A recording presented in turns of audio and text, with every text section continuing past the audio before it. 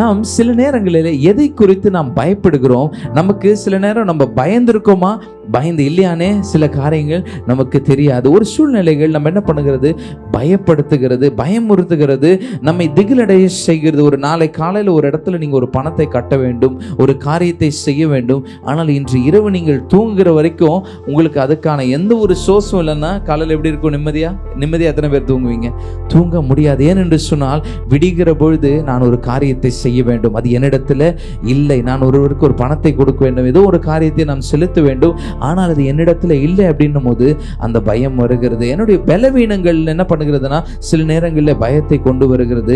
ஆனால் கர்த்தர் சொல்லுகிற இந்த மாதத்துல கர்த்தர் நமக்கு சொல்லுகிற காரியம், பயப்படாதே, நான் என்ன பண்ணிட்டேன், உன்னை மீட்டு கொண்டுட்டேன். ஏன்னா மீட்டு கொண்டுட்டேன்னு போது யாரை நீங்க மீட்டு எடுக்க முடியும்?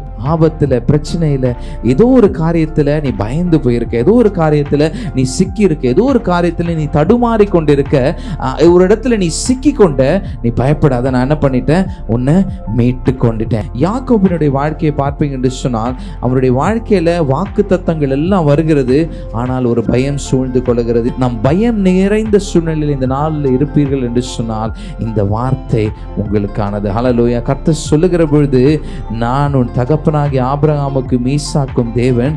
நீ இருக்கிற இடம் என்ன பண்ணுமா? ஆசீர்வதிக்கப்பட்டிருக்கும். நீ இருக்கிற இடம் ஆசீர்வதிக்கப்பட்டிருக்கும். நீ இப்போ இப்படி இருக்க நீ யோசிக்கிறீங்களா? ஆனா இந்த இடத்திலே நான் என்ன பண்ணுவேன்னா, அந்த வசனம் சொல்லுகிறது, உன் சந்ததிக்கு தருவேன். அப்படின்னா இது ஒரு பெர்மனன்ட் பிளெஸிங். ஹல்லேலூயா. சந்ததிக்கு தருவேன் அப்படி சொன்னா பெர்மனன்ட் பிளெஸிங். அடுத்து உன்னுடைய சந்ததிகள் இந்த ஆசீர்வாதத்தை சுதந்தரித்துக் கொள்வார்கள். ஹல்லேலூயா. கர்த்தர் நமக்கு சொன்ன வார்த்தை ஏசாயா 43:1. அவர் சொல்லுகிற போது கடைசி பகுதியில், பயப்படாதே, உன்னை மீட்டு கொண்டேன், உன்னை பேச சொல்லி அழைத்தேன். ஹல்லேலூயா. நம்மை பேச சொல்லி அழைத்திருக்கிற தேவன் ஒவ்வொரு சூழ்நிலையும் நம்மோடு கூட இருந்து நம்மை நடத்த வல்லமை உள்ளவராக இருக்கிறார். ஹல்லேலூயா.